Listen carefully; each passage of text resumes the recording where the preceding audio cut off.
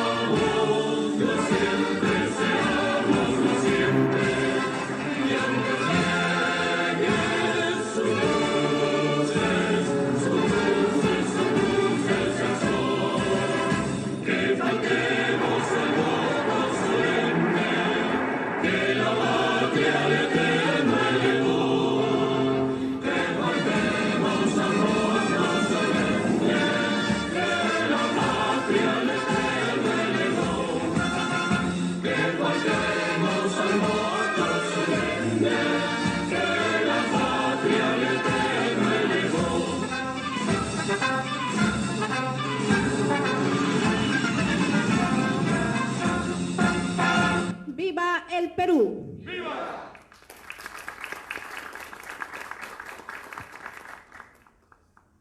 Muy buenos días con los presentes en la mesa, asimismo con los presentes aquí en el auditorio. Reciba un cordial saludo de bienvenida de nuestro vocero oficial, el doctor Waldemar Cerrón Rojas, y de la bancada de Perú Libre.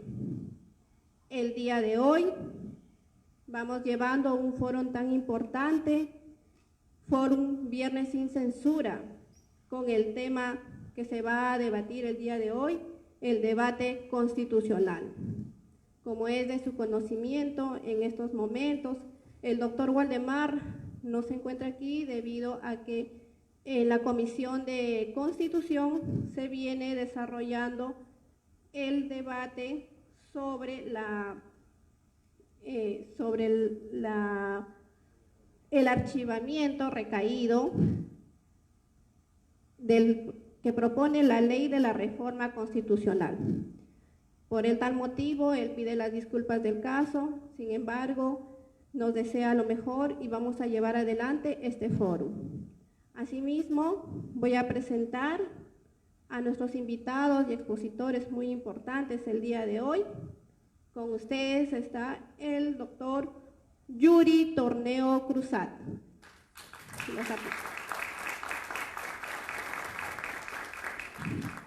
También nos acompaña el magíster Julio Alberto Lingán Padilla. Los aplausos correspondientes, por favor.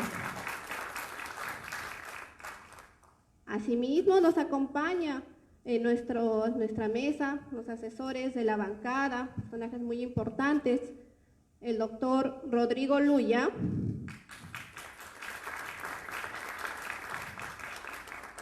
y el doctor César Ramos.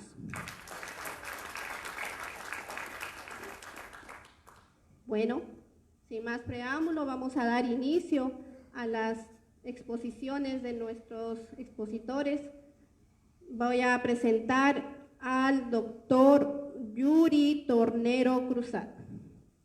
Él es doctor en comparación jurídica e histórico jurídico de la Universidad Ferrara, Italia. Es magíster en Derecho Constitucional y Derechos Humanos.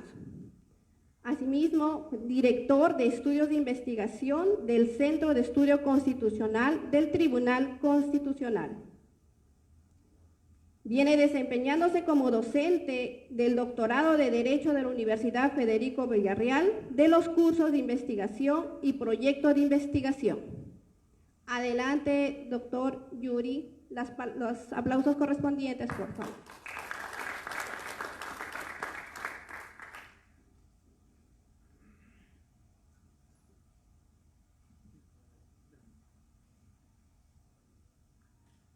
Muy agradecido de estar hoy en día en este foro y por la oportunidad que me brinda la bancada de poder desarrollar esta ponencia. Mi ponencia es una reflexión respecto al capítulo económico de la Constitución en el contexto de la Asamblea Constituyente, es decir, en esa necesidad de que tenemos como pueblo de determinarnos, es decir, ¿sí? ¿Puedo sacarme? Ya, gracias. De determinarnos como pueblo, de tomar un propio rumbo. Y parece que hay una especie de oscurantismo respecto de esta primera idea. Es decir, la primera pregunta, o que incluso ya se ha abordado en este foro, es si como pueblo nos podemos organizar para tomar una decisión. Y eso en la misma academia o en las reflexiones incluso teóricas, no solo a nivel nacional sino internacional, es algo claro. No hay una discusión respecto de si se puede prohibir una asamblea constituyente. Yo creo que es una posición del todo descabellada, antinatural, porque cada pueblo en su momento elige cómo determinarse. Y si nosotros empezamos a revisar la historia constitucional, vemos que generaciones tras generaciones, ellas han empezado a determinar el contenido mismo de la Constitución. Bueno, claro que sí es natural que haya un poder constituyente y un poder constituido, y también es tendencioso que el poder constituido trate a ser conservador, es decir, que trate de conservar en el mejor sentido, porque el peor sentido de conservador todos los conocemos, es el reacio a los cambios. En aquel que podríamos tal vez encontrar alguna salvedad es aquellas instituciones democráticas que tratan de conservar los valores de la democracia, ¿no es cierto? En ese sentido incluso aceptaríamos. Pero el otro sentido, el sentido del más recio conservadurismo, pretende conservar más bien aquellos espacios en donde la ciudadanía no tuvo nunca participación. Y estos espacios nos remontan a ideas feudales, donde la política simplemente era una negociación entre pares, pero esos pares eran señores feudales que creían tener una superioridad que el resto de la población. Y esto que le digo tiene un sentido práctico, claro que sí, porque hay un divorcio entre la autoridad y el pueblo. Entonces, el primer concepto que rechaza este conservadurismo de naturaleza antipopular es justamente un divorcio entre la cooptación del poder que ellos han hecho respecto de la dinámica que la sociedad misma exige. Entonces vemos que instituciones empiezan a ser cooptadas no por la dinámica misma que la democracia exige, sino más bien restringida a un nivel de cooptación del poder, de de considerar que el poder es una prebenda que se puede negociar en el plano de las élites. Y entonces creo que este es el paradigma pilar que nos trae aquí. Cuando hablamos de una asamblea constituyente, es la capacidad de convocar a la misma ciudadanía para que ésta defina su posterioridad, ¿no? Ese es el punto de partida. Yo creo que, al menos creo que hay consenso, o debería haberlos. Claro que sí, ustedes han escuchado versiones externas, incluso no, Perú Libre, otras bancadas que ya ni mencionar, que ustedes ya saben cuáles son, que son reacias a considerar esa opción. La Constitución ha sufrido reformas, sí, ha sufrido diversas reformas. Incluso hay una sentencia del Tribunal Constitucional que quita la firma de Fujimori de la Constitución del 93. Ahora, incluso entre compañeros, yo he escuchado esta discusión entre esta limitación de la reforma y la necesidad de cambio constituyente. Entonces, por ahí cuando asesoraba, habían iniciativas de reformar parte y de cambiar por medio de la Asamblea. Y yo creo que es una tensión no propia solamente del momento. Esta tensión ya lleva años. Si ustedes revisan, por ejemplo, o quienes también recuerdan y han estado cerca de gestiones, ejemplo, cuando Toledo inicia, no hablo ya del periodo de gestión, también se inició un proyecto de constitución que trató de modificar justamente la Constitución en varios aspectos y se modificó la parte de descentralización, no se tocó la parte económica.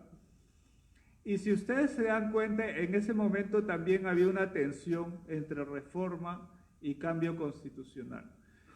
Esta tensión es constante, claro, porque ustedes saben que el trasfondo real está justamente en ¿qué? En ese tema de la inversión, la relación entre la misma relación con la productividad, es decir, con los índices de productividad y los derechos que los ciudadanos tratan de ganar para su propio goce y bienestar.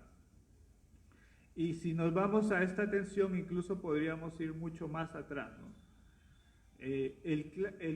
La clara tensión entre esos dos aspectos que le digo, productividad y derechos, está, por ejemplo, en el periodo de Velasco, donde ustedes tienen claramente un modelo donde plenamente la empresa pública, es decir, la productividad pública se lleva a mayor escala y se reduce el tema de la inversión privada.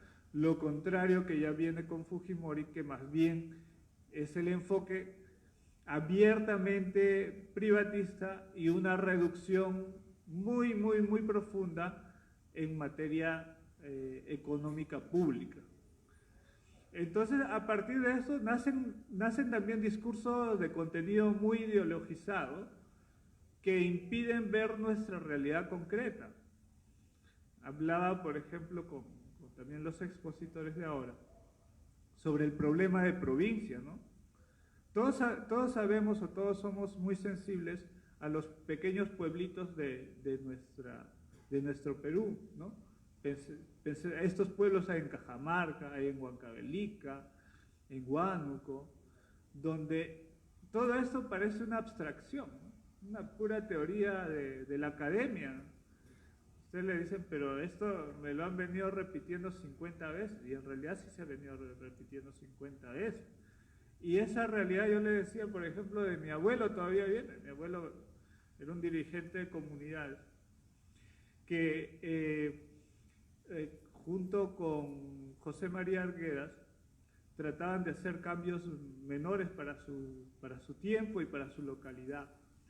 Y en dicho periodo, ¿qué se trataba de reivindicar? Justamente estos pequeños pueblos que no tenían nada, absolutamente nada. Y es la realidad de hoy en día, es la parte más abandonada del Perú. Y si ustedes por ahí tienen una pequeña experiencia en lo que es el Estado, sabrán que todo es muy formal. Y esa formalidad no es propia de una institución.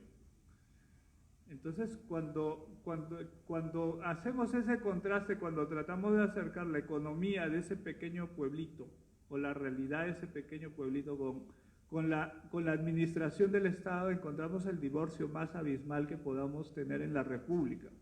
Y lo digo sin exagerar. ¿Por qué? Porque la administración te dice que todo debe ser formal, una rendición de cuentas debe ser formal, ¿no? Y quien no cumple estas formalidades podría terminar fraguando y por consiguiente cayendo en ilícitos o por el contrario, no hacer nada y divorciarse del problema social que hay en esa comunidad, en ese problema específico. Ahora, tal vez esto suena abstracto, pero le pongo el caso concreto que antes estábamos hablando. ¿Quieres armar una escuelita? Los elementos para armar esa escuelita no necesariamente tienen con esas boletas formales que el Estado te va a pedir para rendir cuentas. Y entonces todos los compañeros que estén en gestión pública saben que actualmente ellos deben estar afrontando estos problemas. No tienen los instrumentos para rendir cuentas a pesar que su voluntad de transformar les empuja a eso. Y yo les decía, eso no es solo de un pueblito, es a nivel nacional este problema. Y es un problema de naturaleza económica que si solamente nos ocupáramos de ese puntual problema, resolveríamos un problema a escala nacional. ¿Y por qué voy a esto? Porque con mis alumnos también reflexionaba. En verdad, para solucionar el problema hay varias vías. La vía popular del cambio total de la Constitución, pero digamos que también quien conoce deporte, o por ahí practica un poco, sabe que, por ejemplo, en el judo, tú haces una táctica, le das a la yugular y, por ejemplo, lo puedes dejar mal parado a una persona. Entonces, si esto llevamos, el tema de las tácticas, lo llevamos a nuestro tema económico, sabemos que si hay una cláusula en especial que está bloqueando algo, podemos más bien reactivarla o transformarla de tal manera que esa cláusula misma fuese un dínamo. En otras palabras, hay que tener esa inteligencia y madurez para saber encontrar el punto de encuentro, el punto entre reforma y asamblea constituyente. La asamblea siempre va a ser nuestra máxima y debería ser nuestra prioridad. Vemos que en el escenario político hay muchas contradicciones y por eso mismo más bien deberíamos tratar de que la población sea más consciente cada vez de que hay necesidad de esa asamblea constituyente. Hay necesidad de dar un paso adelante y que nuestro pueblo afronte ese tema. Entonces, con este acápite solamente es una previa para justamente abordar ya el capítulo económico, ¿no? Esta segunda parte la voy a hacer un poquito más técnica y después también voy a tratar de abordar ya casos más concretos. Y hasta ahí yo no recuerdo cómo es la dinámica, si también hay preguntas, hay inquietudes, tal vez de esta primera parte que he mencionado. Correcto, o sí. Continúo.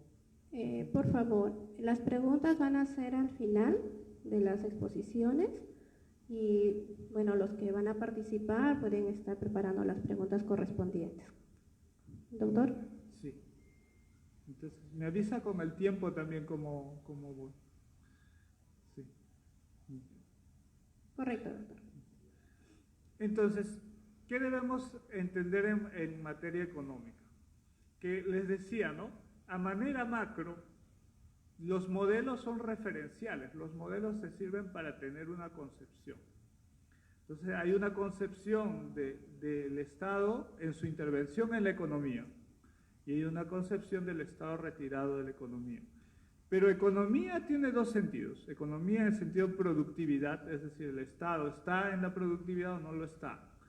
Y dos, ¿el Estado está en el bienestar de los ciudadanos o no lo está? Son dos conceptos muy distintos, porque mayormente el Estado en la productividad significa que el Estado acrecenta sus ingresos para estos derivarlos, ejemplo, los programas sociales. Y el Estado en la economía puede significar bienestar social porque por medio hay servicios públicos que atender, ¿no? Y a atender bienestar. El retiro del Estado ha sido en todos los planos. El retiro del Estado ha sido en el bienestar y también lo ha sido en la productividad. Producto de retirar el Estado en el bienestar es el retroceso en los derechos laborales, el retroceso en los derechos de la salud, ¿no? En la educación. Entonces, producto de eso, la marginación del Estado ha hecho que también se retire ese bienestar y que, por ejemplo, las personas trabajen más horas para conseguir un similar salario. Y ahora se siente esto más con el fenómeno de la inflación, ¿no es cierto? Ese es en el plano del bienestar.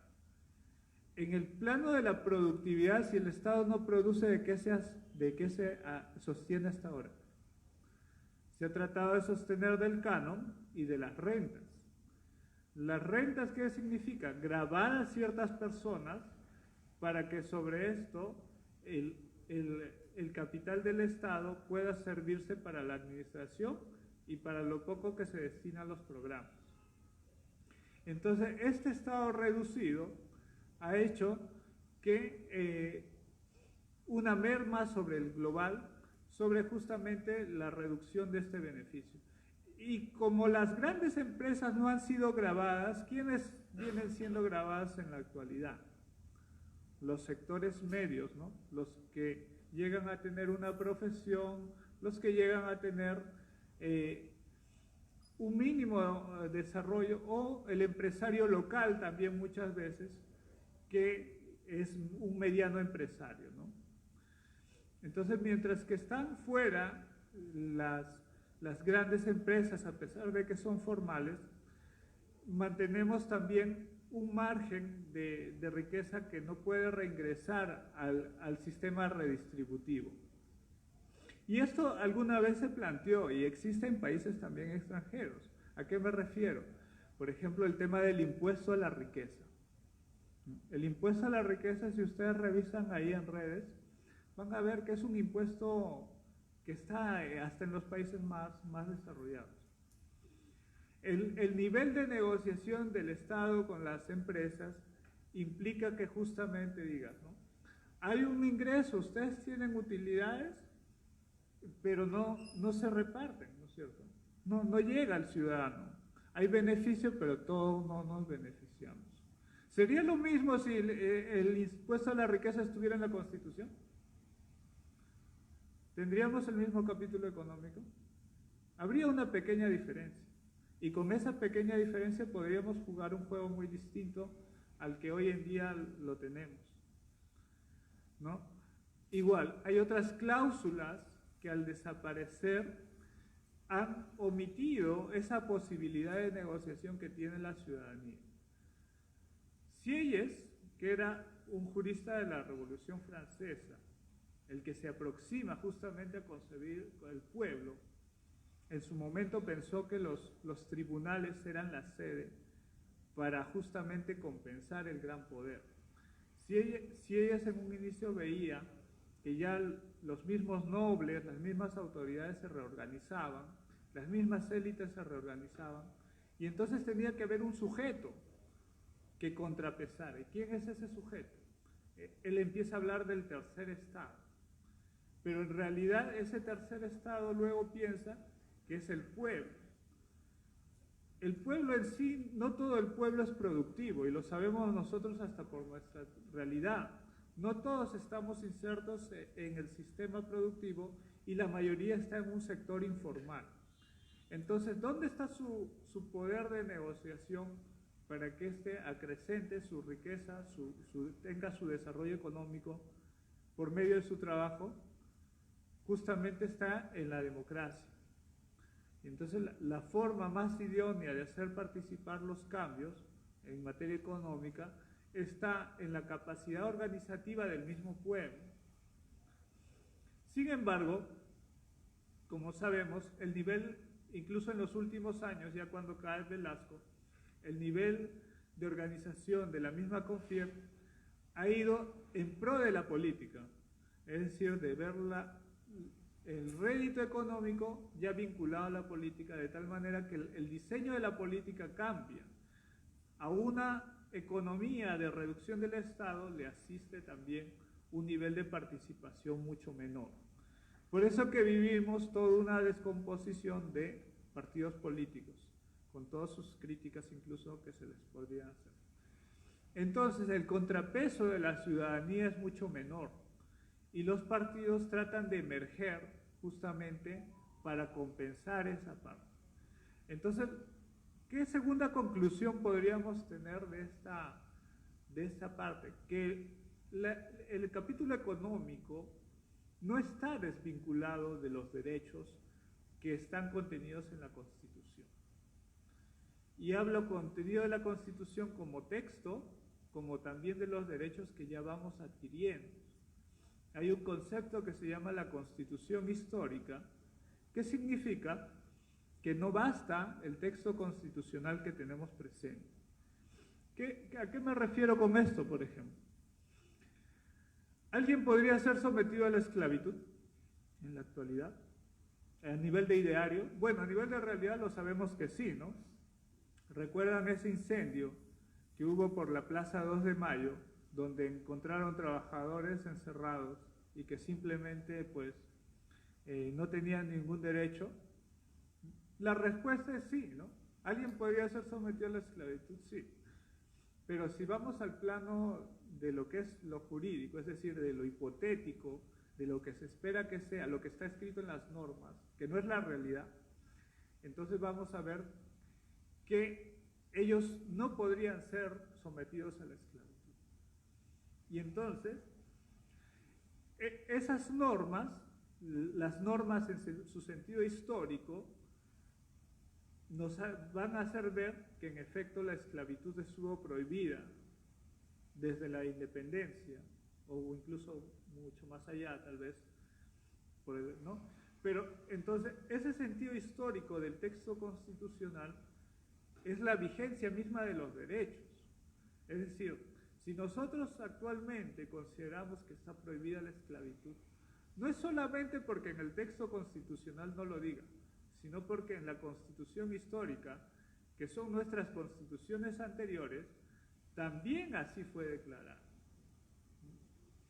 Entonces, el pacto constitucional ha tratado de reunir todos estos elementos y, por ejemplo, en la del 79 se empezaron a reunir una serie de cláusulas. Y se reunieron cláusulas en materia empresarial del Estado, se reunieron cláusulas en materias cooperativas, ¿no? Y en una serie de temáticas, ¿cierto? Entonces, este pacto constitucional dio lugar a que diversas organizaciones empiezan a reivindicar sus propios derechos. Pero uno tiene que estar atento a la lectura social para ver, ¿no es cierto?, el momento mismo constituyente, el proceso constituyente, que ya otros países ya lo han desarrollado, mientras que el proceso constituyente peruano, que sufre aún todavía un grueso divorcio, ¿no? El mismo Chile, que lideraba un sistema capitalista bastante fuerte, hoy vemos retraído respecto de esta iniciativa constituyente también que está en proceso. Pero entonces, más bien, la esperanza no se debería perder, ¿no? La esperanza de tener un proceso constituyente no se debería perder. Y entonces, en materia económica, si seguimos, le dije ya lo que era Velasco, si seguimos y vemos el 79, vemos que el capítulo económico es un capítulo de una serie de cláusulas que pactan entre sí. Y por eso, ¿sí? Sí, alerta de emergencia, mensaje simulacro. Tranquilos, por favor. Se llama la calma.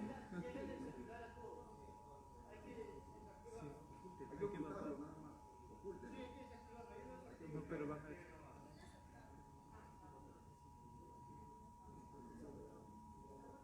Desactiven, por favor. Creo que hay algunos sonidos, ¿no? Okay.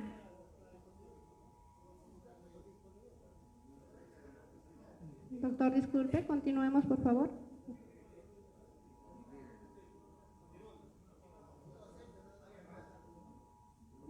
Hay un sonido más.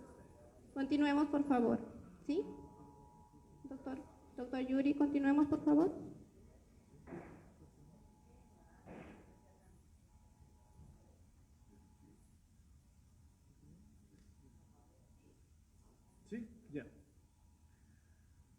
Entonces, les mencionaba, ¿no es cierto?, que tenemos un capítulo económico muy distinto al otro. El capítulo o en la Constitución, llamemos el pacto que se estableció con Velasco, estaba escrito, sí estaba escrito, pero se llamaba Plan Inca, no estaba en un texto constitucional. Entonces empezaron los decretos leyes de Velasco y implementó mediante esta normativa. Después, cuando se hace esta Asamblea Constituyente del 79, hay un pacto entre ya lo que se va a llamar para esa Asamblea Constituyente Economía Social del Mercado y lo que van a ser otros regímenes económicos en paralelo. Entonces, ese pacto o ese nombre de Economía Social de Mercado se mantuvo del 79 y en el 93 se mantiene el término de Economía Social de Mercado. Y no solamente se mantuvo, si ustedes revisan a nivel de la historia, y quienes tengan más años lo saben muy bien, ese pacto, sino que poderes también detrás se mantuvieron. Me refiero en concreto al PPC. Cuando llega Belaúnde, no tiene gran mayoría y tiene que avalarse de muchos ministros del PPC. Y después, cuando Fujimori llega, también se avala del PPC en muchos aspectos. Entonces, ese pacto que se dio en la Constitución también fue un pacto de orden político entre el viejo PPC y también ese nuevo Fujimori que estaba llegando de la nada. ¿Y por qué les menciono esto? Porque no es casualidad que se mantenga el término de economía social de mercado en ambos. Claro que ustedes van a decir, y con todo fundamento van a decir que no es lo mismo los 80 con empresas estatales y los 90 con el cambio. Pero si nos documentamos, vamos a ver que los cambios ya se estaban promoviendo desde el 88. Mayormente, ¿con qué evento fue el principal? El tema de la estatización de la banca. Si ustedes revisan, ese punto fue el punto de quiebre justamente para que los capitales digan, no, aquí lo que debe primar es el privado, ya la política se ha metido mucho, no pueden llegar a estatizar bancos. Interpusieron varios procesos de amparo, por ejemplo, para evitar eso, y entonces en ese contexto retrocede la política y tiene ya el golpe del 92 también, como yo lo veo ya como un proceso desencadenante de lo que previamente se estaba ya gestando, no solo en el Perú, sino como una ondada internacional. Entonces, si hacemos esa escala, ¿no?, vemos que la presencia del Estado en la economía como productivo, como sujeto productivo, desaparece y reitero, ¿no?, la escala también nacional del privado es mucho más amplia. Esos procesos son procesos históricos, son procesos largos, no son abruptos, si lo vemos ya desde esa óptica.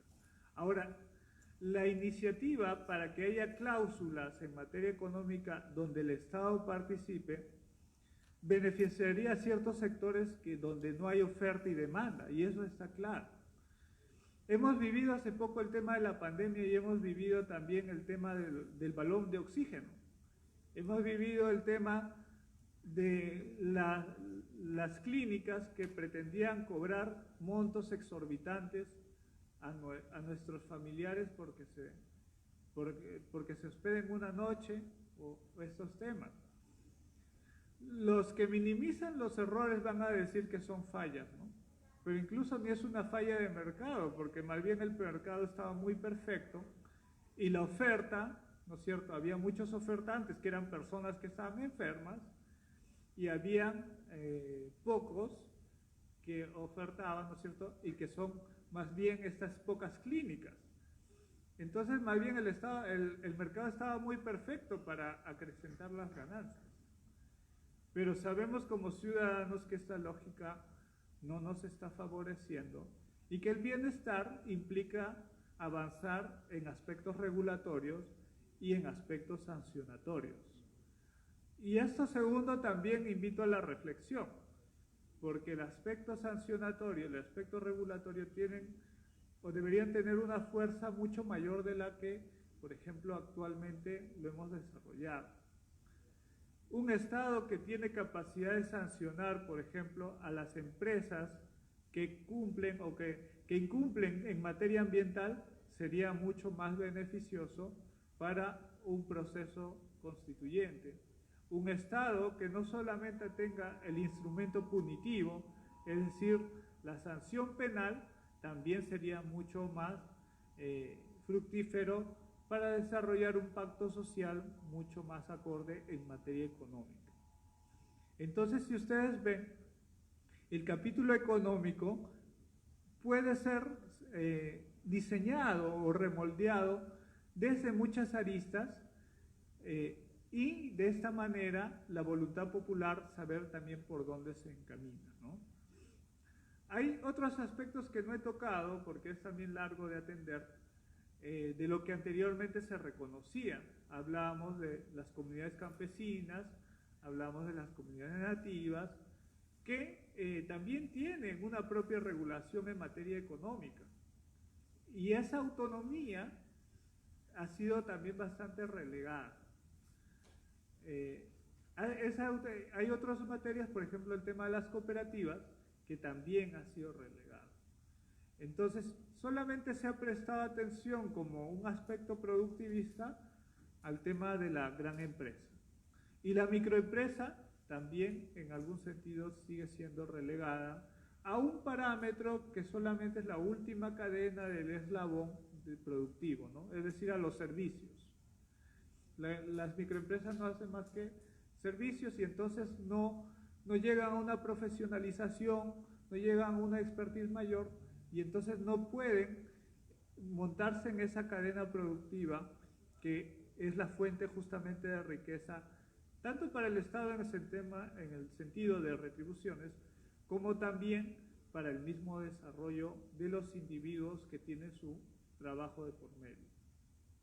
Entonces la segunda reflexión va relacionada al tema del pluralismo económico que existe en la realidad, pero que ha abandonado el texto del 93.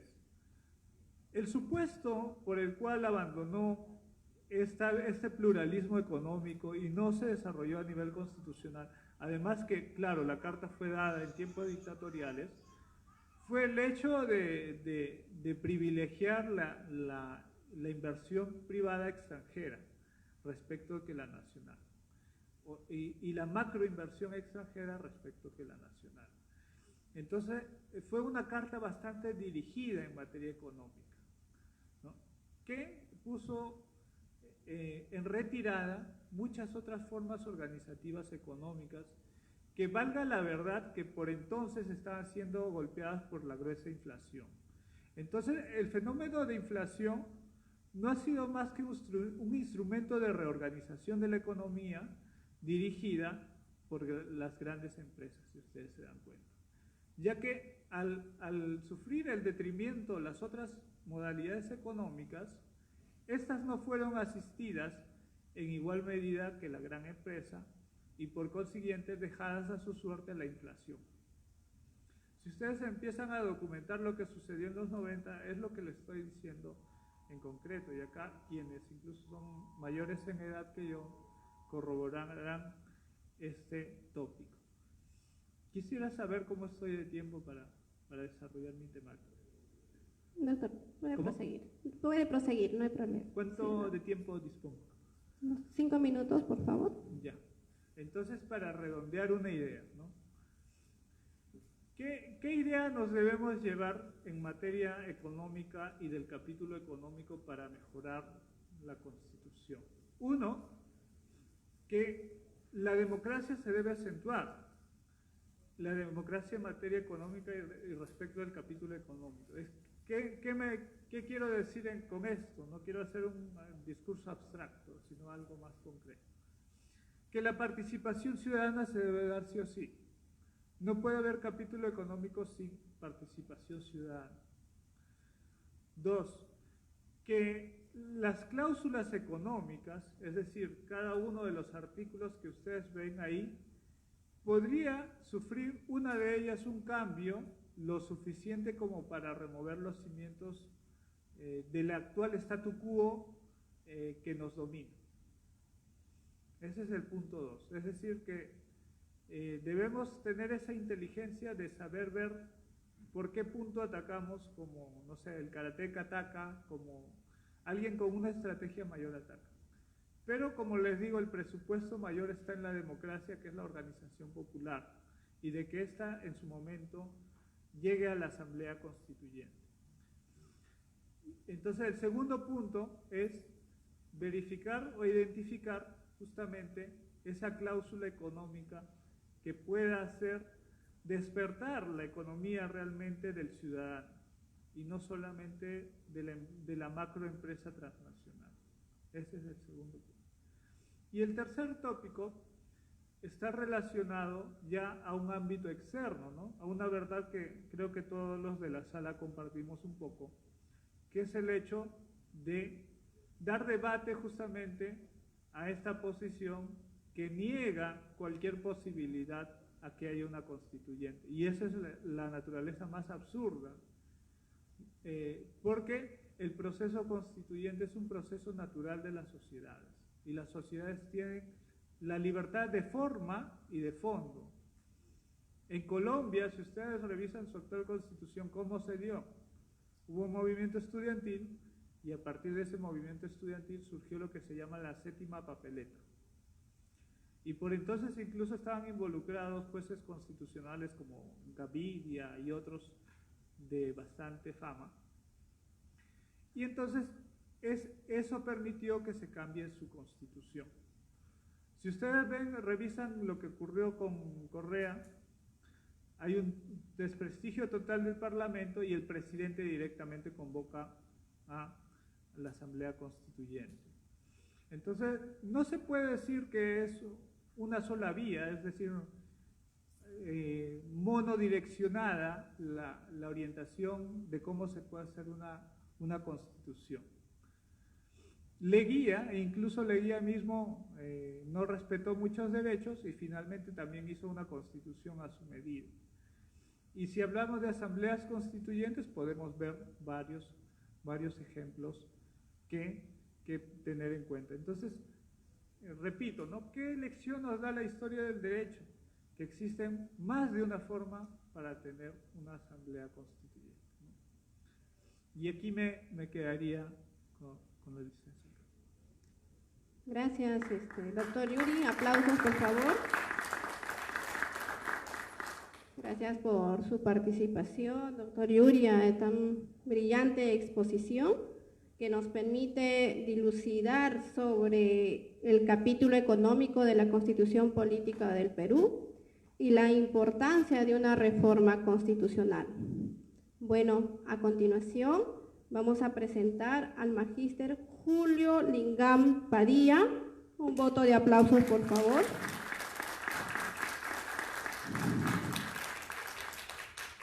Bueno, él es abogado de profesión, cuenta con amplia experiencia en temas jurídicos relacionados al derecho marítimo, al derecho administrativo, gestión de recursos humanos, gestión ambiental, así como temas de gestión ambiental del medio acuático y de las instituciones que tengan injerencia en la materia. Un fuerte aplauso nuevamente, por favor.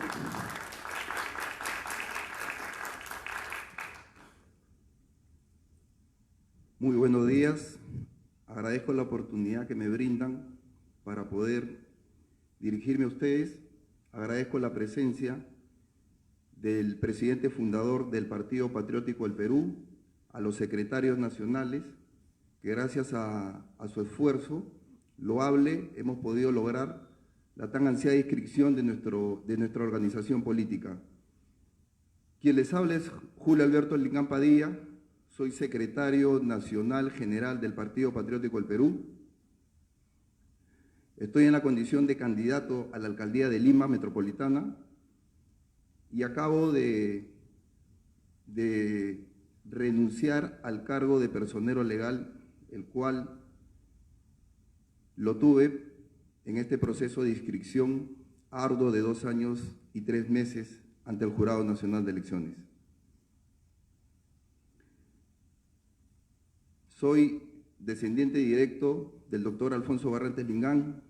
Él es mi tío abuelo, primo hermano de mi abuelo César Saturnino Lingán Vera, de la provincia de San Miguel.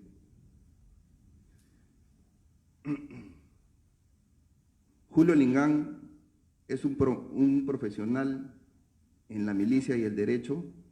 27 años de mi vida he servido en la gloriosa Marina de Guerra del Perú, en la especialidad de guardacosta, institución que me dio el privilegio de poder conocer casi todo el territorio patrio, pudiendo conocer la diversa realidad y el abandono del Estado, habiendo trabajado en la costa, sierra y selva, gracias a esta especialidad de guardacosta, cuyo lema es siempre vigilante, siempre con honor. Somos hombres de honor, porque velamos por la seguridad de la vida humana en el mar y en el ámbito acuático.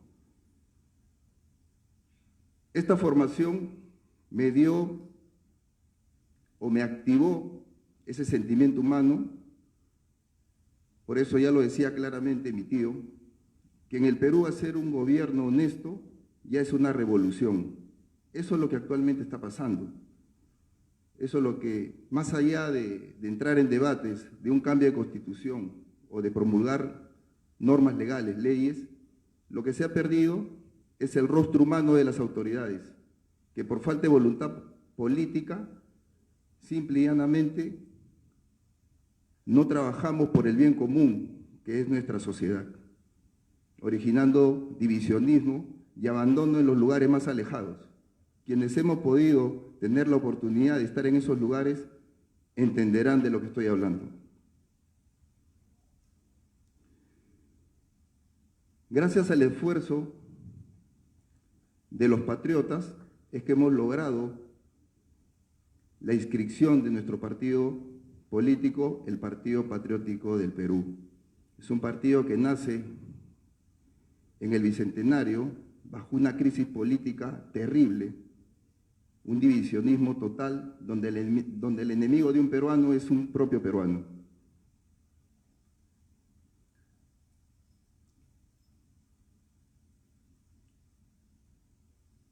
El Partido Patriótico del Perú busca el verdadero desarrollo de nuestra amada patria a través de un trabajo armónico y prioritariamente enfocado en pilares de acción multisectorial, en 5 pilares de acción fundamental, los cuales son educación, salud y nutrición, trabajo productivo, seguridad interna y externa y lucha contra la corrupción. Es ahí donde nosotros tenemos que atacar la corrupción y romper los monopolios que mucho daño le están haciendo al país.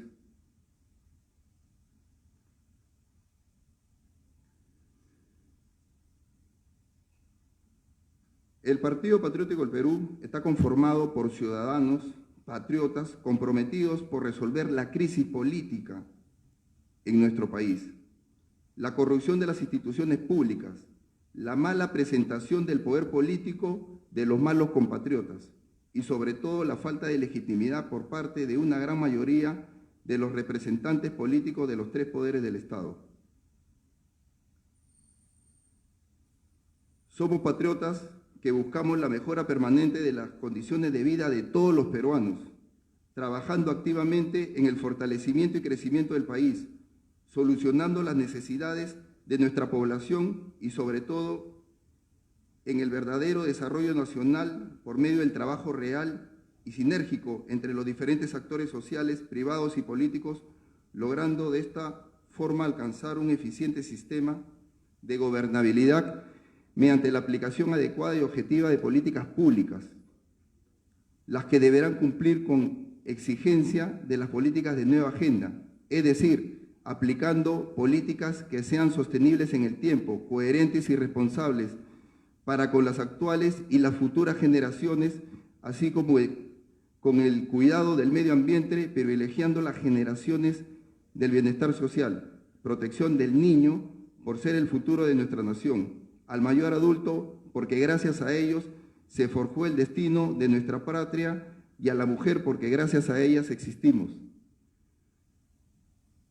Ese es el objetivo, trabajar por nuestras generaciones futuras, que gracias al conocimiento ellos tendrán las armas para poder defender la soberanía de nuestro país. Si no, nuestra existencia actualmente de nada habrá servido. ¿Me puedes ayudar con el PPT, por favor?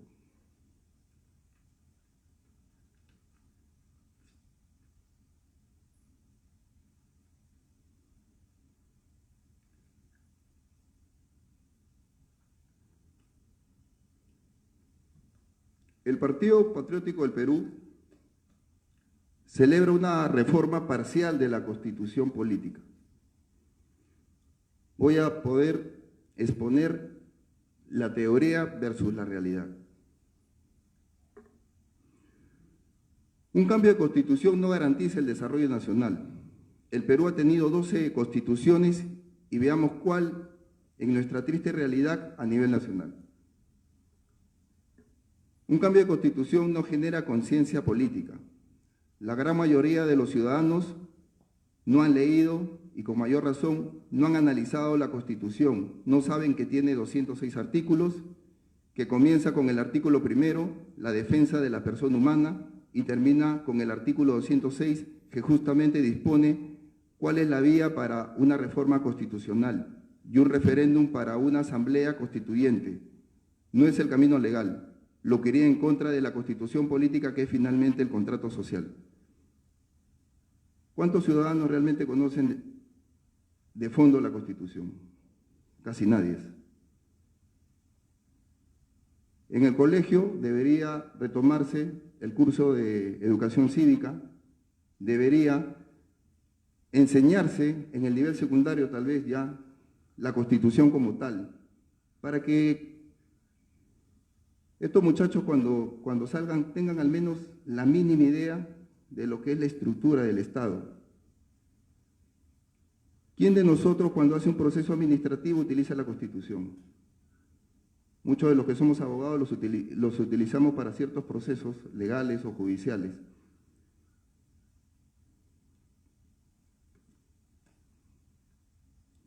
Lo que debemos hacer es, a través de la educación, darle y formar la conciencia cívica, patriótica y política del ciudadano. Actualmente hay jóvenes que han cumplido 18 años y este 2 de octubre van a estar en las urnas emitiendo un voto, pero no tienen ni idea de lo que es política, no tienen ni idea de lo que está pasando en el país, pero sin embargo en muchas regiones, provincias y distritos son los que van a definir la designación de una autoridad.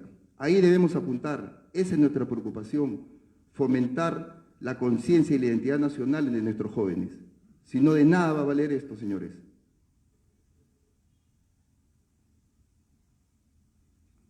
La Constitución de 1993 es el problema. ¿Cuántas personas naturales o jurídicas no han podido hacer algo concreto por un artículo constitucional? En este hemiciclo del primer poder del Estado, ¿quién de ustedes ha pasado por esto? Ni la Constitución de 1979, ni la de 1993, ni la que pueda darse en el futuro garantizará un real desarrollo.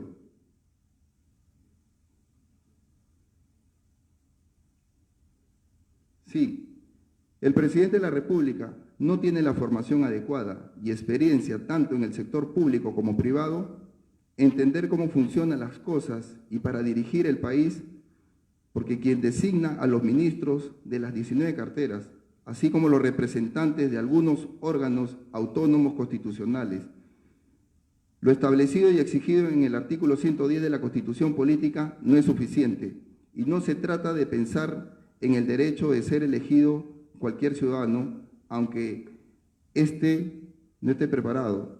La consecuencia de ello ya lo estamos pagando. Los gobernadores regionales, alcaldes provinciales y alcaldes distritales demuestran una gestión pública honesta, eficiente y visionaria, y no como ocurre permanentemente con autoridades en condición de reos, prófugos o vacados. De ello depende el desarrollo de sus respectivas jurisdicciones, tal como está establecido en los artículos 192 y 194 de la Constitución Política. Es por eso que actualmente tenemos 17 gobernadores regionales que están denunciados y perseguidos. Esa es nuestra triste realidad.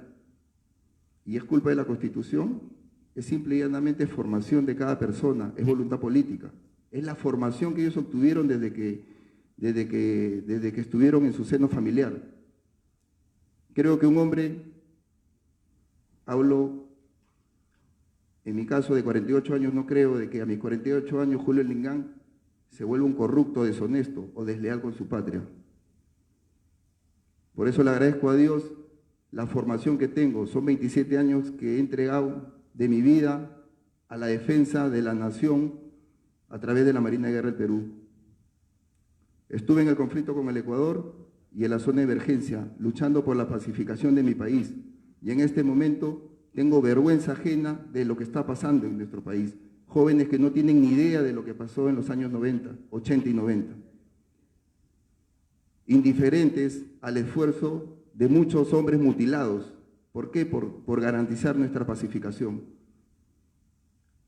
Sin embargo, estamos debatiendo, perdiendo el tiempo cuando hay cosas más importantes que hacer en este momento. Atender gente que se está desangrando y que se está muriendo de hambre en los conos. ¿No dijo el alcalde Vacado de Lima? ¿Qué es lo que prometió ese señor? Que Lima iba a ser un Lima Flores. Lo que no nos preguntamos si se refería a que iba a ser como Miraflores, o disculpando a los vecinos de San Juan de Miraflores, iba a ser como San Juan de Miraflores. San Juan de Miraflores es un distrito con caos, con desorden, con falta de atención, 146 asentamientos humanos que no tienen agua ni desagüe. Siglo XXI, 2022, seguimos en lo mismo.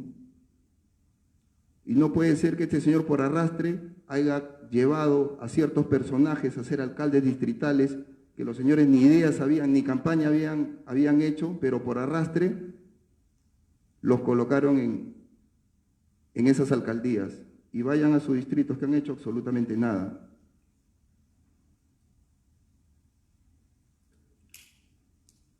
Los partidos políticos, ante todo, no...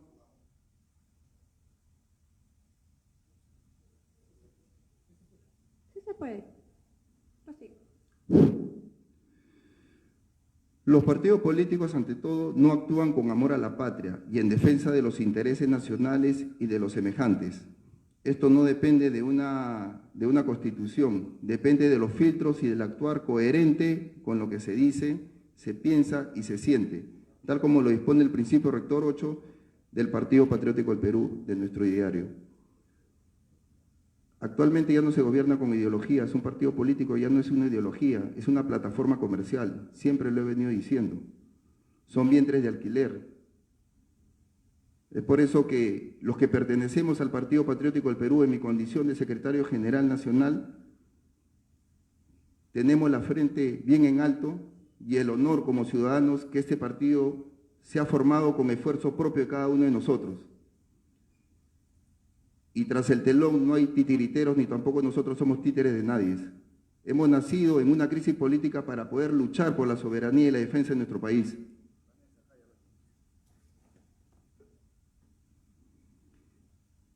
Las diversas autoridades del Poder Ejecutivo, del Poder Legislativo, del Poder Judicial y los órganos autónomos constitucionales continúan contratando funcionarios, amigos incompetentes y no funcionarios idóneos, que no tengan el perfil. Eso tampoco es culpa de la Constitución, simplemente del Ejecutivo o del mandatario o de la autoridad de turno, que no respeta la meritocracia ni el profesionalismo de tantos jóvenes profesionales que realmente tienen el perfil para poder servir a nuestro país en las diferentes carteras. Una vez más, hablamos de traición a la patria. Eso es traición a la patria. Es ahí donde el Congreso debe apuntar, a través de sus funciones fiscalizadoras.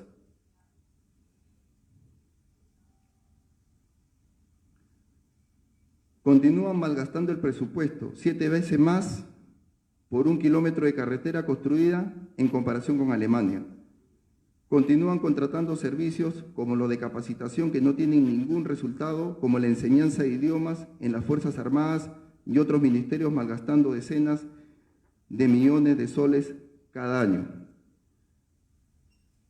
Porque en la realidad, quien tiene mayores cartones es el mejor. Y la verdad que no es así. Ya lo hemos visto en diferentes investigaciones administrativas que se ponen de conocimiento a través de la prensa, muchos padres de la patria que realmente quieren sustentar o quieren llenar su currículo para demostrar que tienen las competencias. Pero de nada valdrán las competencias, reitero una vez más, si uno no tiene el sentimiento humano, no tiene esa vocación de servir al pueblo.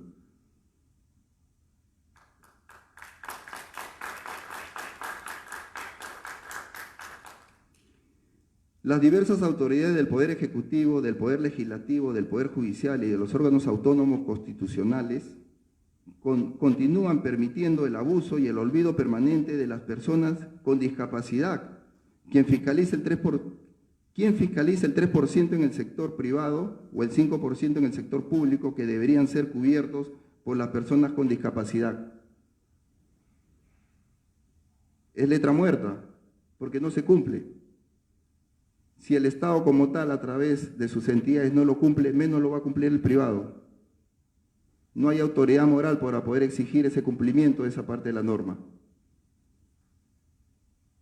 Es por eso que las personas con discapacidad, simplemente para la foto o por el marketing, pero sin embargo, es un sector de la población totalmente abandonado y que a nadie les interesa, absolutamente a nadie. Pero cuando los candidatos están en campaña, foto por acá, foto por allá, y al momento que llegan a ser autoridades, ni las puertas les abren. Y yo se lo digo por experiencia. He tenido la oportunidad de poder caminar con un sindicato de trabajadores portuarios marítimos del distrito de Salaberry durante más de 2 años. Y una vez más, el abuso de poder.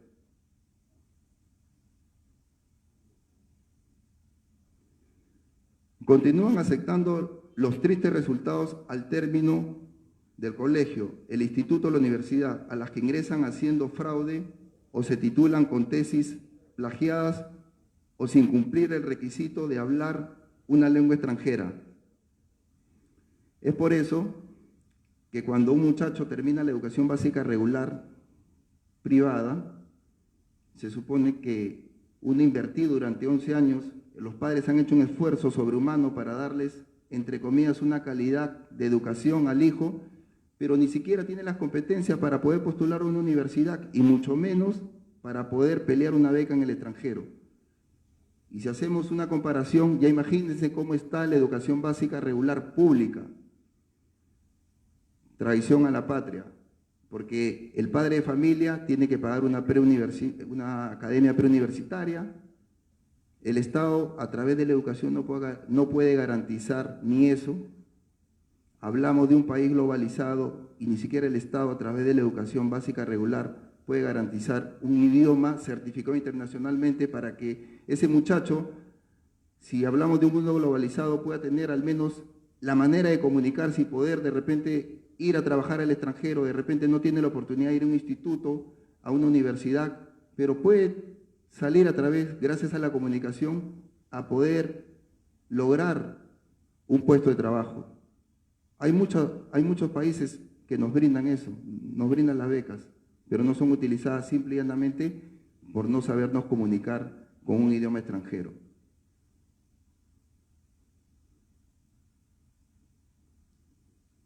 Continúan sin impulsar los diversos sectores con alto potencial productivo como el gastronómico, turístico, pesquero, minero, agrario, energético, marítimo, portuario y forestal en todas las regiones de la amada patria. La posición del Partido Patriótico del Perú es la siguiente. En resumen, queridos ciudadanos y hermanos patriotas, no se necesita una nueva constitución, sino ajustes concretos en algunos de los artículos constitucionales para impulsar una reforma parcial de la Constitución, tal como está establecido en el artículo 32 de la Constitución Política, así como una actuación coherente y efectiva por parte del Congreso y su función fiscalizadora exigida en el artículo 97 de la Constitución Política, por parte de la Contraloría General de la República, de acuerdo a lo establecido en el artículo 82 de la Constitución Política, así como los artículos 67 y 69 de la Constitución Política, dispone la política ambiental y el desarrollo de la Amazonía, pero contrariamente a ello, permitimos su destrucción permanente por la falta de control e impulso de políticas públicas de alto impacto, agravándose esto si los artículos 58 y 59 de la Constitución Política establecen la economía social del mercado y el rol económico del Estado, debiendo estimular la creación de riqueza y garantizar la libertad del trabajo, de empresa y comercio e industria. Los que hemos tenido la oportunidad de estar en la selva, en la Amazonía, sabemos que está totalmente abandonada. El estrecho, jóvenes, no saben si son colombianos o brasileños. Ahí hemos llegado nosotros, hemos hecho servicio durante un año y vemos el abandono total del Estado. Muchos extranjeros explotan y nos quieren arrebatar la Amazonía.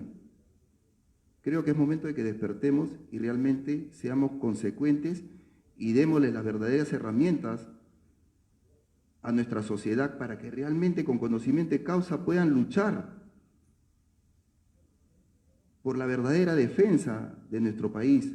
Son 200 años de esclavitud mental en la que nos encontramos. Cuando se declaró la guerra con Chile, todos viva, pero no sabían la verdadera realidad, que estábamos desarmados, estábamos quebrados. Y una vez más, el Ejecutivo ya había traicionado a su pueblo. Seguía haciendo negocios con los chilenos cuando ya se había firmado la declaración de guerra con Perú. Y como los peruanos están en su nube, ni ellas sabían de la época desastrosa que se le venía. Pero por ahí aparecieron los verdaderos patriotas, con los cuales nos identificamos, hombres de honor que dejaron a su familia, dejaron sus comodidades para poder luchar. ¿Por quién? Por los peruanos. Y actualmente los jóvenes, me refiero a los jóvenes, desconocen esa historia. Es por eso que un pueblo que no conoce su verdadera historia está condenada a repetirla. Y eso es lo que está pasando actualmente con nosotros los peruanos. Magister, disculpe, 5 minutos más, por favor. Ok, gracias. Finalmente, el artículo 38 de la Constitución Política del Perú dispone claramente los deberes para con la patria, en la que todos los peruanos tienen el deber de honrar al Perú y de proteger los intereses nacionales, así como de respetar, cumplir y defender la Constitución Política y el ordenamiento jurídico de la nación.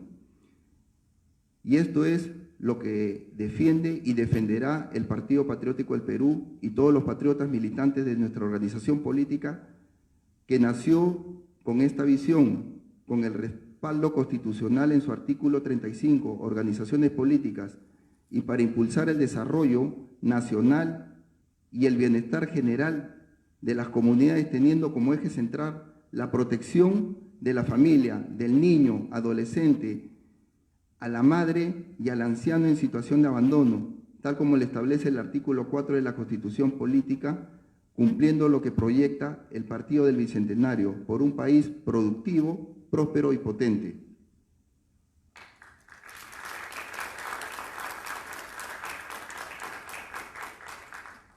Definitivamente que el capítulo económico de la Constitución Política debe tener su reforma.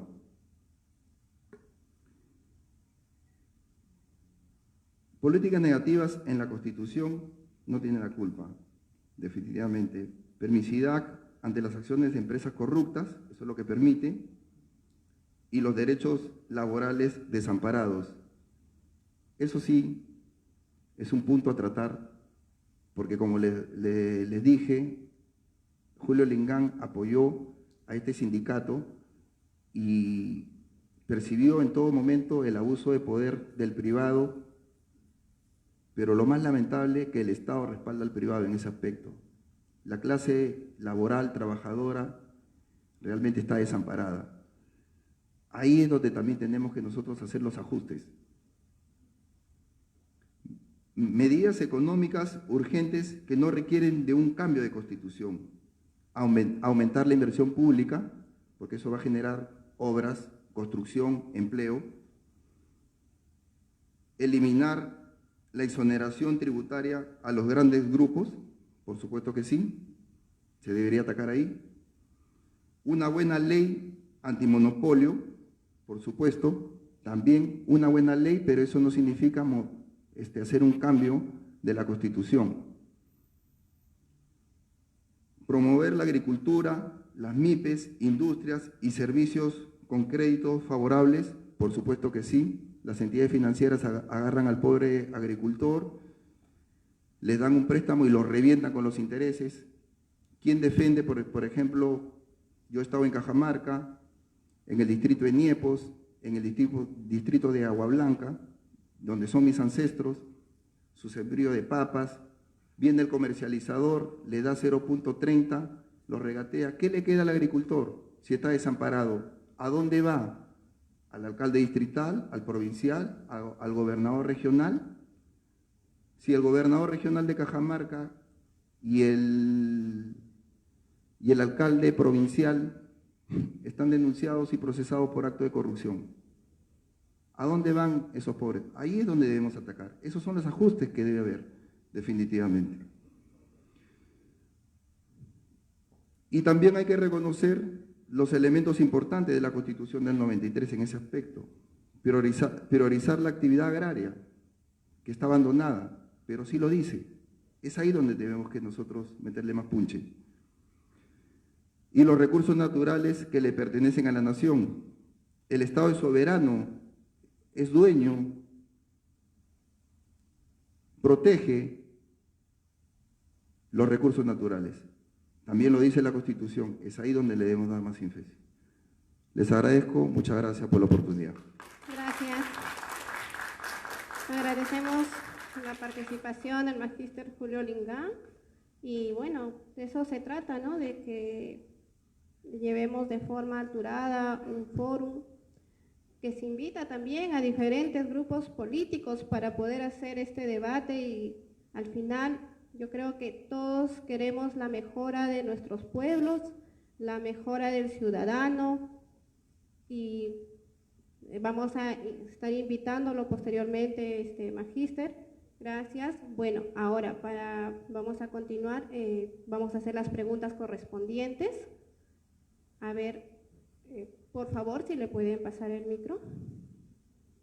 Ok, por favor, vamos a ver 5 preguntas máximo por el tiempo.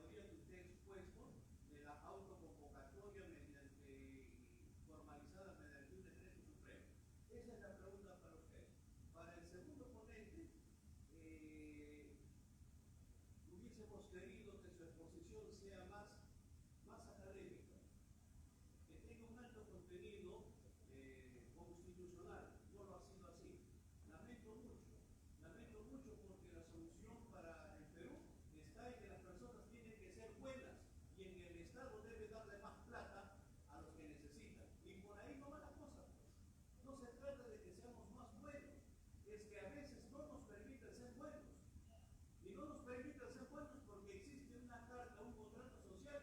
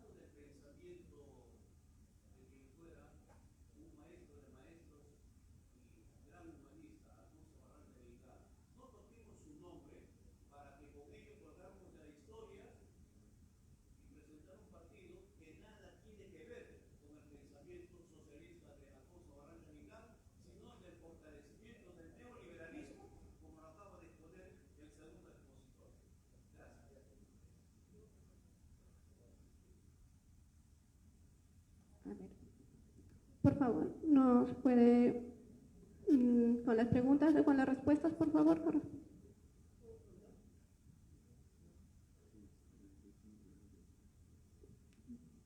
Doctor Yuri, la respuesta, por favor.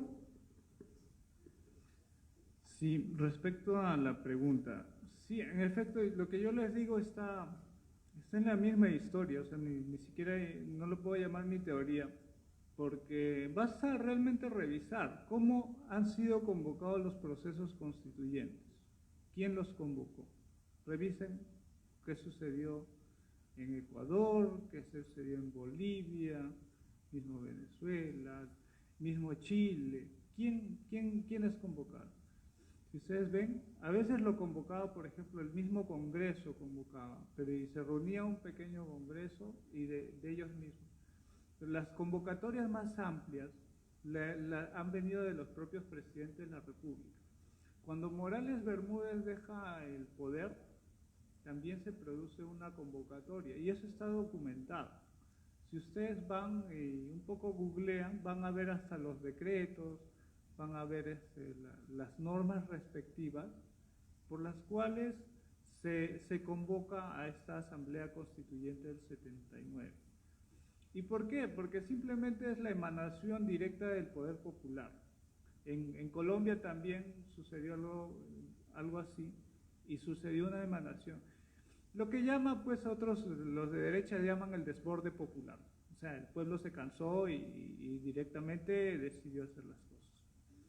Ahora, esta voluntad, es cierto, emana en una forma y después hay un proceso, ya viéndolo incluso en sentido histórico y no político, donde esta voluntad abstracta tiene que llegar a una concreción. Y ahí sí, digamos que retirados ciertas cláusulas que bloquean, ¿no? Por ejemplo, este tema de la pandemia que decíamos, ¿no? Donde el mercado no permitía operar al Estado, ¿no? O sea, el mercado tenía cooptada la economía. Entonces, retiradas sí hay varios aspectos técnicos que se vuelven importantes y creo que, claro, estos aspectos técnicos van en cuanto a la operatividad de estas cláusulas. Sino incluso los propios, si ustedes revisan los teóricos que han promovido en su momento las nuevas constituyentes, han hablado de las cláusulas dormidas de la Constitución. ¿Y qué se llama estas cláusulas dormidas? Que están ahí en el texto, pero no se llevan adelante. Entonces, lo que sucede es que tenemos constituciones históricas que se reflejan en textos que tienen mucho contenido. Ustedes revisan y hay una serie de cosas que incluso tal vez no conocemos a detalle, pero que justamente tienen que dejar de ser esas cláusulas dormidas, porque al activar una de esas cláusulas podríamos, insisto, rediseñar para bien nuestra propia economía. Y solo cierro con una idea, de que la mayoría de países no se ha atado con un regímenes económicos rígidos. Si ustedes ven los países europeos, ellos tienen empresa estatal, tienen becas estatales, tienen empresas múltiples, tienen las privadas y tienen las públicas. ¿Por qué? Porque hay esa libertad de creación. En Latinoamérica hicieron eso justamente para tener maniatados los estados, para que los estados no ofrezcan ese bienestar que todos los pueblos se merecen. Entonces, los propios profesores de universidades privadas, ¿a dónde se van en Europa? A universidades públicas europeas, subvencionadas con becas europeas del Estado europeo. Entonces, nosotros queremos calidad y creo que esa calidad significa quitarnos un poco el corset de la parte ideológica que a pura y seca nos vende el mercado, ¿no? Gracias.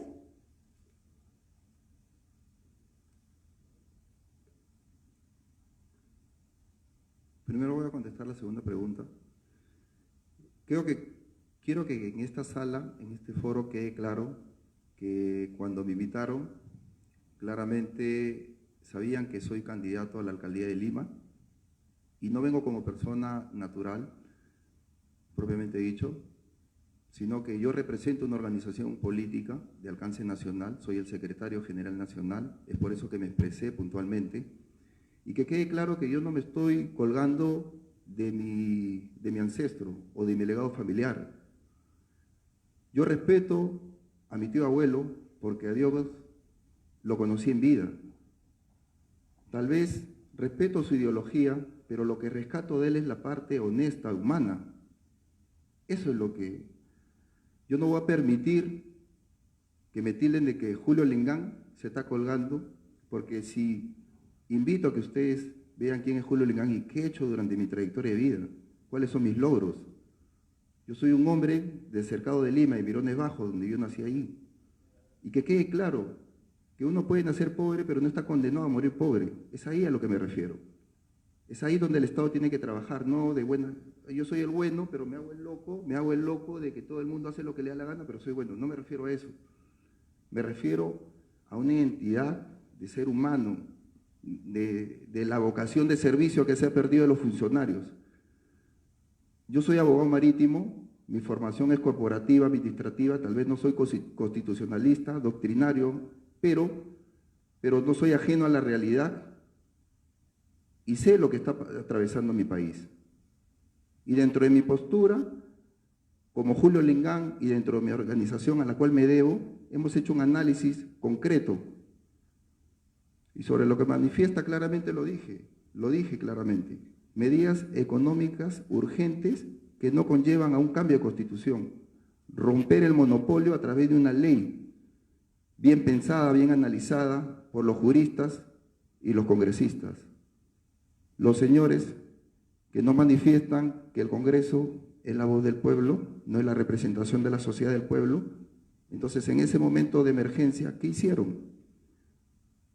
¿Qué hizo el Ejecutivo? Absolutamente nada. Usted se refiere a que 1.5, que ahora 20 soles valía, pero sin embargo, las autoridades recibieron presupuesto para generar canastas en ayuda. ¿Y qué hicieron? Discúlpeme la expresión, no se las reventaron, no le dieron atunes con gusanos. A eso me refiero, a la voluntad política, a trabajar por nuestro país. En ningún momento me he referido a ser condescendiente o tapar estos actos de corrupción. El Partido Patriótico del Perú ha nacido para ser tajante, pero a la vez también guiar a nuestro pueblo a un mundo globalizado. A eso nos referimos, a administrar correctamente los recursos. Ya tenemos experiencia que el Estado como tal es un mal gestor, un mal administrador de los recursos. Muchas gracias. ¿Alguna pregunta más, por favor? Con el caballero.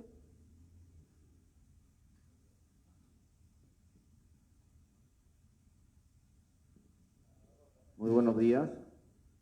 Bueno, quisiera hacer unos comentarios y también plantear una pregunta a ambos expositores y también agradecerles porque siempre se aprende algo en la vida y este tipo de eventos nos nutren como sociedad y como ciudadanos, que somos los titulares del poder constituyente, para poder contribuir no solamente a través de una crítica, sino y sobre todo a través de la acción social y política. Y voy a hacer referencia a algo que se mencionó. Quiere colgarse del ex alcalde de Lima, Barrantes Lingán. Bueno, en buena hora, porque felizmente ha sido un personaje y un político honesto, y que lo dijo, ya un gobierno honesto es una revolución. Mientras otros quizá no lo pueden hacer, ¿sabe por qué, candidato Julio Lingán? Porque no podrían colgarse de un antipatriota, de un traidor a la patria y de un corrupto. Y es la mayoría. Por eso no se cuelgan. Porque obviamente en vez de ayudarlos, los va a hundir. Hay mucha filosofada por todo lado. Mencionaban que el Estado no puede hacer nada a través de sus niveles de gobierno. Estamos hablando de 1.900 municipalidades. Estamos hablando de 200.000 millones de soles de presupuesto de la República. Y con esas teorías y argumentos falaces de que no se puede hacer nada y no se puede competir, falso. Voy a dar ejemplos concretos. Ustedes conocen, y me refiero al señor que ha intervenido, ¿qué cosa eran los hospitales solidarios? ¿Acaso no eran emprendimientos de una comuna que fue la Alcaldía de Lima, ¿cuántos hospitales solidarios se impulsaron a nivel nacional? Y gracias a ello, 20.000 chilenos, hasta antes de la pandemia, viajaban desde Chile hacia el sur del Perú para ser atendidos en los hospitales solidarios. Pregunta, ¿en algún momento la Constitución política prohibió a la comuna limeña para impulsar los hospitales solidarios? ¿No? Otro ejemplo, ¿acaso no existían los famosos Muninet, las escuelas de capacitación en temas de uso de tecnología de información, en una alianza estratégica e inteligente entre la comunidad, nuevamente, Municipalidad de Lima, Microsoft y el emprendedor, el ciudadano, quien recibía crédito a través de la Caja Metropolitana de Lima? ¿En dónde estuvo el bloqueo de la Constitución para impulsar los Muninet en varios distritos? Perdón, disculpe que le corte, pero hemos hecho preguntas concretas. Correcto. Por favor. Ese es el antecedente para hacer la siguiente consulta. ¿Y qué opinan ustedes? La representación parlamentaria de 130 congresistas no debería ser en base a una variable tan tonta como cuántos habitantes son por región. Debería ser el criterio fundamental la capacidad productiva de las regiones y las necesidades de trabajo para el desarrollo nacional de las mismas. Entonces, no deberíamos tener comisiones simplemente, por ejemplo, de educación, sino comisiones conformadas y representadas por ciudadanos peruanos que tengan la experiencia y conocimiento, por ejemplo, en el sector agrario, en el sector energético, en el sector marítimo portuario, en el sector turístico. Esa es mi pregunta. ¿Qué opinan del cambio de representación en el primer poder del Estado con ese enfoque diferente?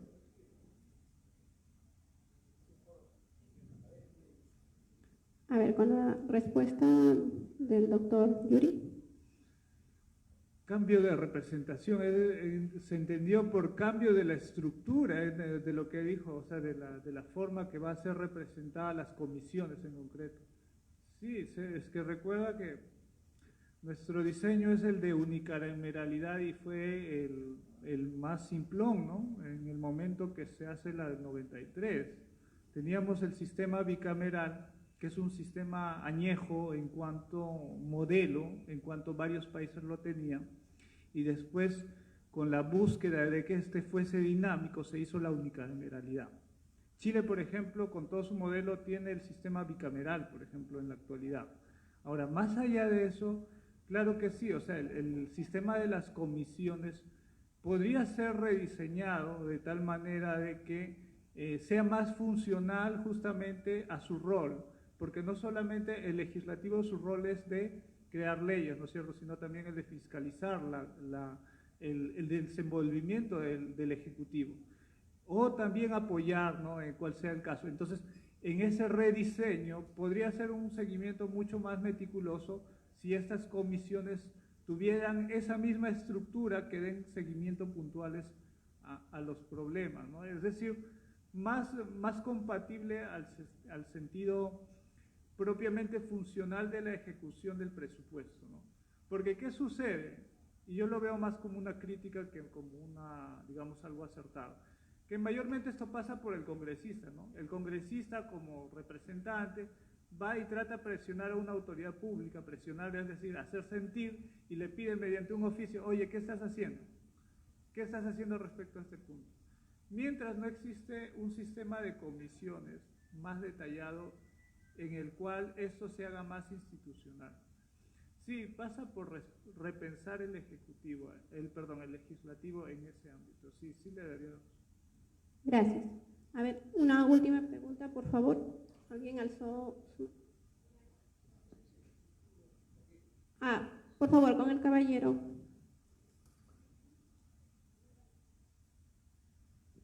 Buenas tardes.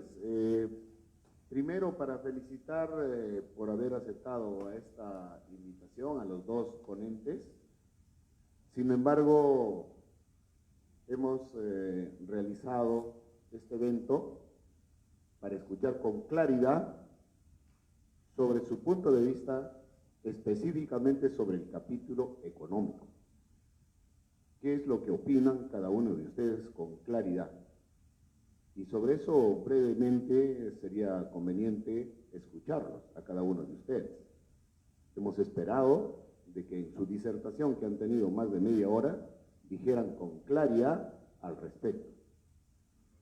Ahora, en estos momentos en el Congreso, y precisamente el día de hoy se está debatiendo, por ejemplo, en la Comisión de Constitución respecto a la posibilidad de la Asamblea Constituyente. En el Congreso existen dos grupos bien marcados de congresistas. Un primer grupo que no quiere saber absolutamente nada con el tema de la Asamblea Constituyente. Y hay otro grupo minoritario que sí quiere que haya una Asamblea Constituyente de manera soberana para que el pueblo elija a sus asambleístas y esos asambleístas hagan una propuesta de una nueva Constitución para que posteriormente el pueblo se pueda pronunciar si está a favor o en contra. Al margen de lo que puedan proponer, al margen de lo que se pueda, digamos, suprimir, eliminar o, en su defecto,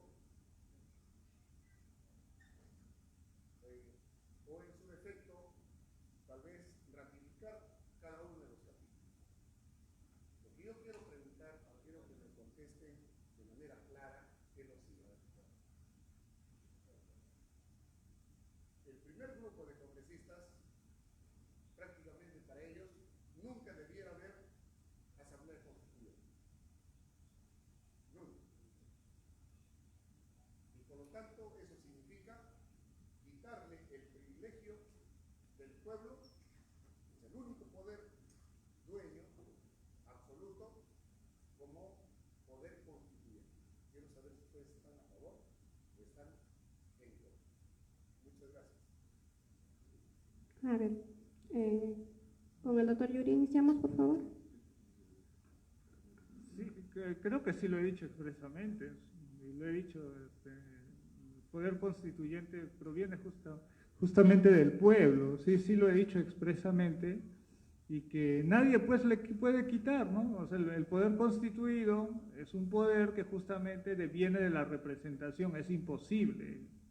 Si ahora lo hacen, pues la historia misma hará que eso se revierta, eso es innegable, o sea, nadie le puede quitar ese poder. Es un contundente, no, lo ven por el lado teórico, lo ven por el lado práctico, las nuevas generaciones van a deshacer eso, si se consuma ese acto.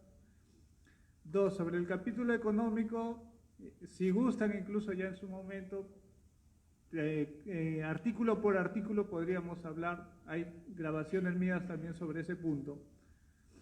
Solo reafirmaré el tema que ya he mencionado, ¿no? Para dejarlo tal vez más claro, que es el diseño donde solamente la economía libre de mercado puede estar ahí como modelo único, sin tener ese grado de participación del Estado, debilita al Estado mismo.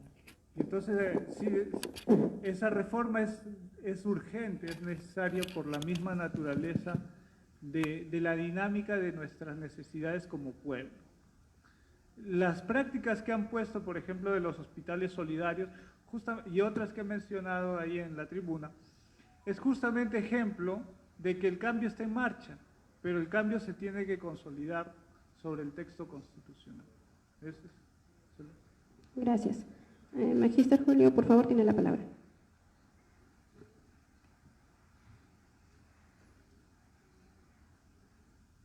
Hay que tener en claro que la postura que uno mantiene no contraviene con el derecho popular o con ese derecho que le asiste al pueblo. La voz del pueblo es la voz de Dios.